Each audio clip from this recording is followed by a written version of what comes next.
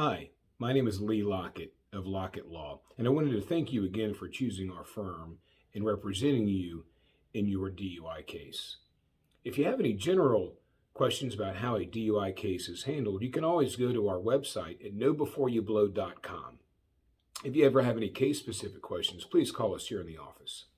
Now, you have been sent this video because either this is your first DUI and you either refused a breath test or a blood test or a urine test, or your blood alcohol level was a 0.08 or above, or you have a prior DUI, though that was ultimately dropped, and you also prevailed at your administrative hearing there. If these scenarios do not apply to you, then contact our office for further clarification. Now, this video deals solely with the civil side of the DUI. Every DUI case involves a civil side as well as a criminal side.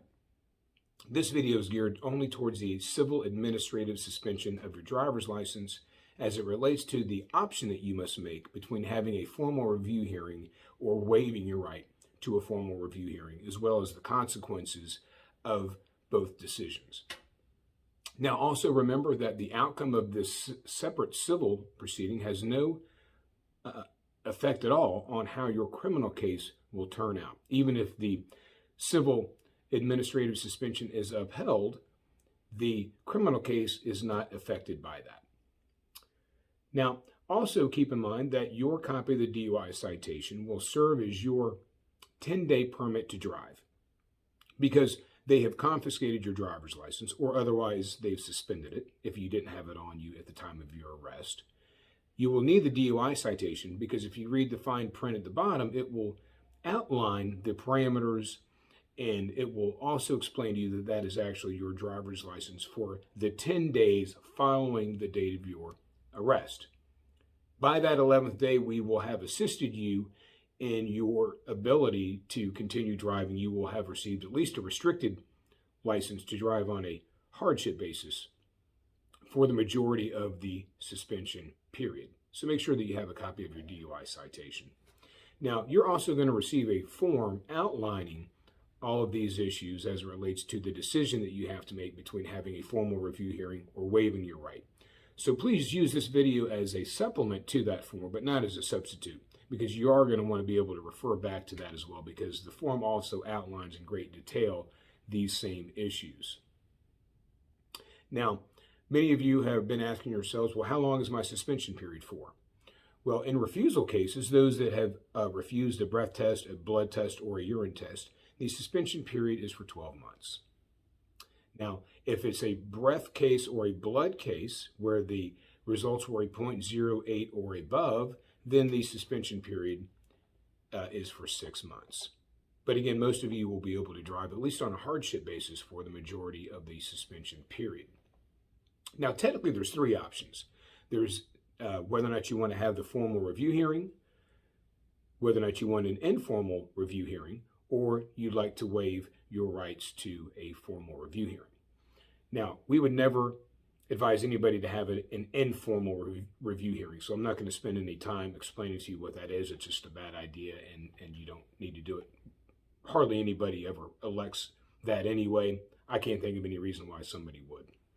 So that's not important. So the main decision is really between the two options on having the hearing or not.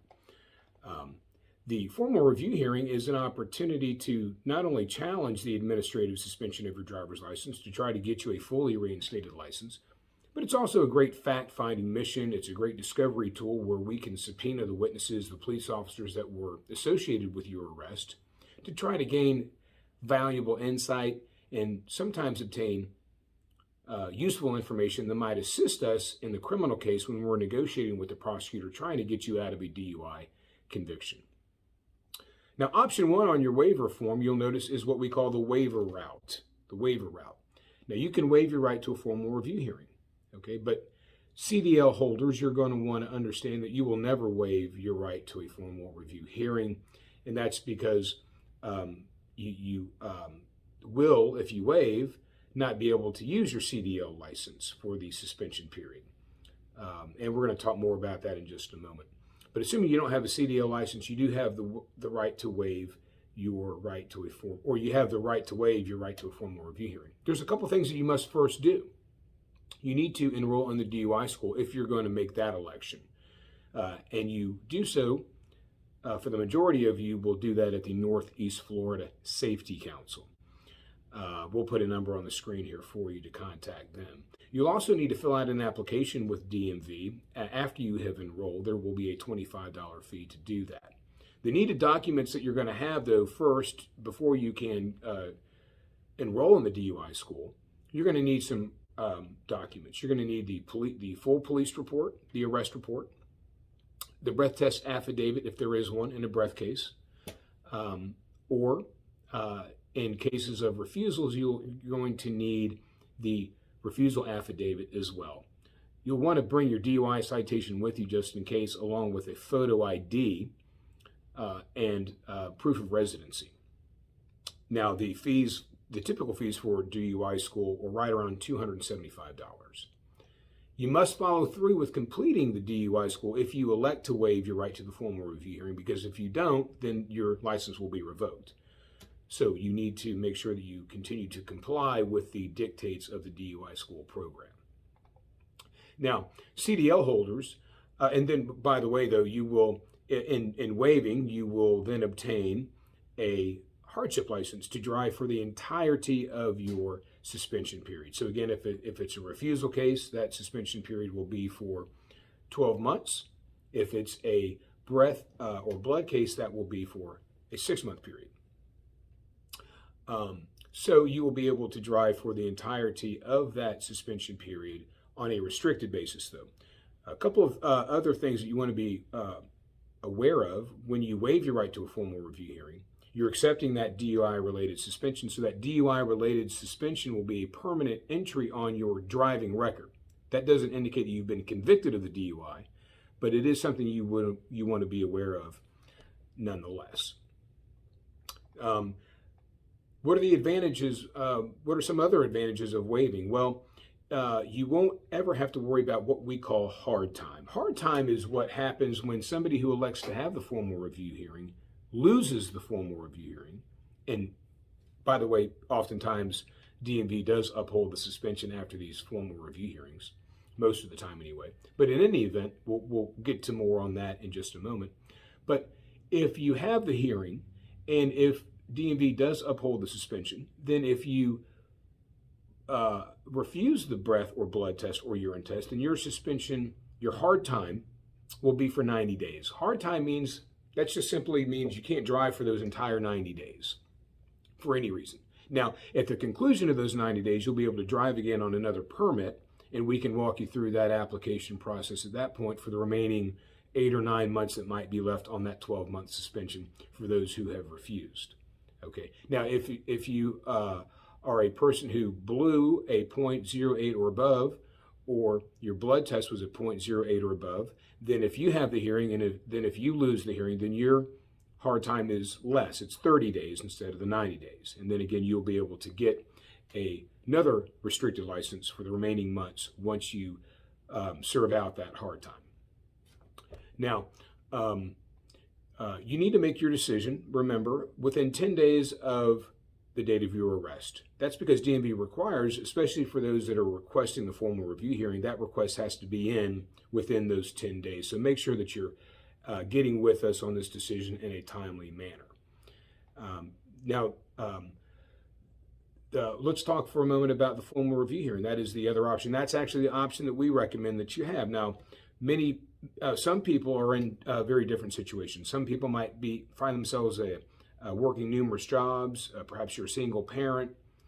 You have several kids to care for, and the hard time, if it were to surface, would just create too much of a nightmare. So for those persons, some segment of our clientele base might really feel that they only have one choice, and that is to waive, because they don't want to have to deal with a hard time. But if you can stomach the hard time, or the possibility that there would be a hard time in your case, then we do encourage you to have the formal review hearing, because again, it's going to be a great opportunity for us to question these witnesses under oath and to subpoena them and to sometimes gain valuable information that we might not otherwise find. Not always, but that does happen in some cases. So from a legal perspective, there is no disadvantage in having the formal review hearing.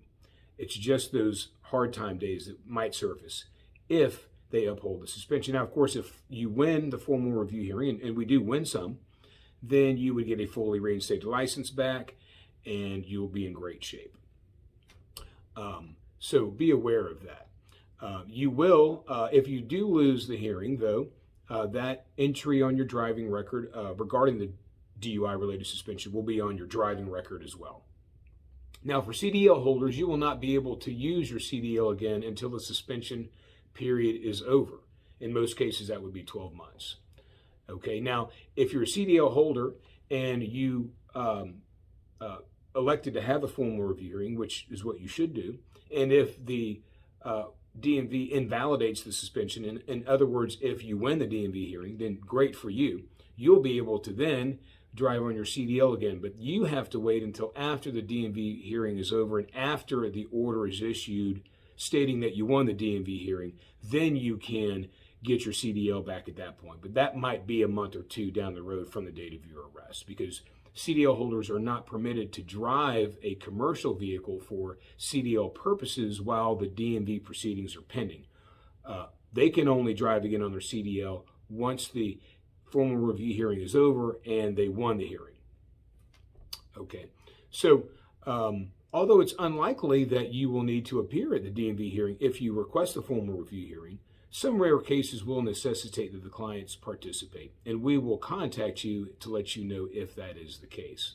Now, for out-of-state driver's license holders, much of this information in this video is applicable to you too, but for more specific information on how your case is handled because you have an out-of-state driver's license, refer to our DMV option form we sent you. There is a dedicated section or sections dealing with those who are holders of out-of-state driver's licenses.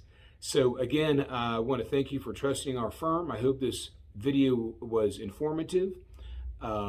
Read the form over and then contact me or someone from my office, and we will answer any additional questions that you have. Thanks again.